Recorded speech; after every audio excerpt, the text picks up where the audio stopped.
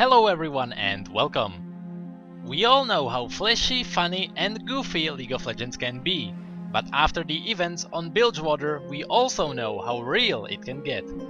And so today I want to show you the top 5 darkest stories from the world of League of Legends. The rules are the same as always. I will not shorten any of the stories and I will try to give you as much information as I can. So let's get going. Before we talk about torturing souls and killing innocents, we need to start with the Shadow Isles. This is a place where sun never shines and the living won't stay alive for long. Anything that dies under the mists of Shadow Isles or by the hand of one of its servants will become undead. The very first undead to exist, even before the Shadow Isles became a threat, was Mordekaiser. Mordekaiser is a being of pure living agony. He sustains from torturing the living and their souls after their death. There is a girl that witnessed and survived an encounter with Mordekaiser. This girl was a mage in training. One night she was awoken by the sound of her master's tortured screams. She charged into the library to find it in shattered ruins. There she saw him, a hulking figure in dark armor. It was clear that Mordekaiser was looking for something. He was holding her master in the air. She didn't hear his final words. "I would die before I would give up my secrets." Mordekaiser laughed and replied, "Even in death there is no escape."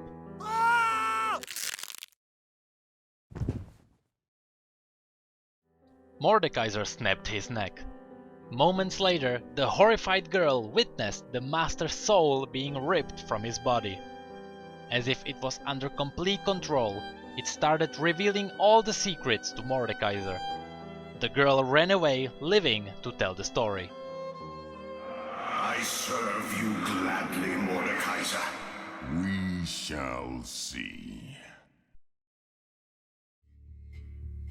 Pain is a great tool to dominate someone's mind and soul, but it can also be a great source of joy.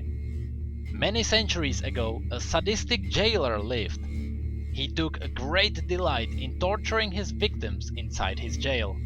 Patient and brutal, he used a variety of methods to break his victims' minds. However, chains were his preferred instrument of torment. One day, his prisoners escaped during a massive riot. They overwhelmed him and without remorse they hanged him on his own chains. This was supposed to be his end, but death itself liked his ways. And so he was released back into the mortal world so he could take joy not only in torturing bodies, but also in torturing souls of his victims. Once he takes an interest in someone's soul, he will twist their mind, bring them to insanity, torture their bodies, and then bring them to the Shadow Isles. Not because he has to, but because he can. Our next story is not necessarily brutal in any way, but that doesn't mean it is not wrong and horrifying. This story tells a tale of a young boy with great darkness within him. This boy never liked company of others. He liked to spend his time alone in the darkness. From time to time, he snuck into the funerals of strangers and he spoke to their tombstones in the cemetery. He also liked to dig out corpses of animals so he could preserve them to keep them as a grim collection of morbid art. He also volunteered to stay with the sick and dying. He never meant to help them. He stayed with them so he could witness their last moments. In the end, he went so far as to fake his own death so he could secretly observe his own funeral. When everyone discovered what he has done, they were so disturbed that he actually became dead to them. The boy was rejected by the living. In his mindless travels, he heard the legends of the Shadow Isles. Excited, he decided to travel there so he could explore death himself. When he arrived to the shores, he was overwhelmed by the beauty of this place. He felt as if he finally came home. Something awoke in the Shadow Isles that day. The boy has done something no other creature had ever done. He willingly gave his life over to the undead. This is how the King of the Dead was born. This is how Karthus became a lich. What kind of man embraces death? The Shadow Isles sing louder than any siren. You can see that the Shadow Isles have their king, their jailer, and their army, but they also have their religions. Stories tell of a dark priestess inside Noxus. She has eternal youth because of her religion. Many became interested in her expeditions to visit her god. It is said that this god is so generous that no one ever wants to return. When she was gathering up the next expedition, she allowed only the most loyal of her disciples to join her. These chosen few followed her blindly as she led them across the sea. They finally arrived at their final destination, the Shadow Isles. The priestess led them into a cave shrouded in webs. Expecting a shrine, the group looked to their priestess in confusion. She turned to the crowd and raised her arms in triumph, revealing strange spider-like legs that grew out of her back. Elise revealed her true form. The followers turned to flee, but they were all stuck in spider webs. An enormous undead spider beast emerged from the darkness.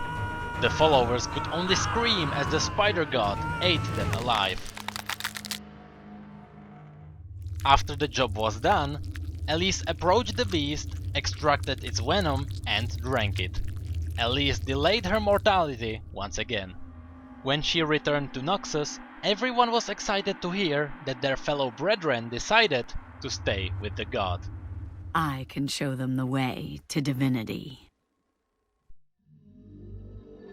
Our last story takes us to what used to be a home for an innocent family. Here, an unknown man who swore to protect the family gave an order to murder everyone inside the house. The father and 2 children died that day, but the wife survived. She was filled with anger.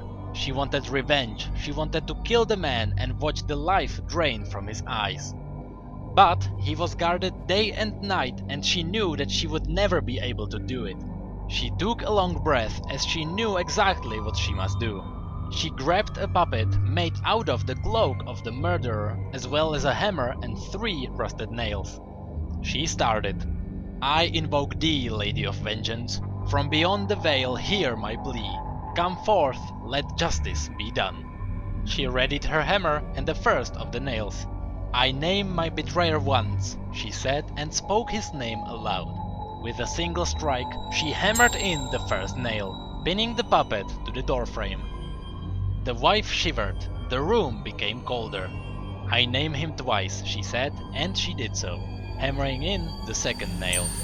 She froze in shock as she saw a dark figure miles away in the distance.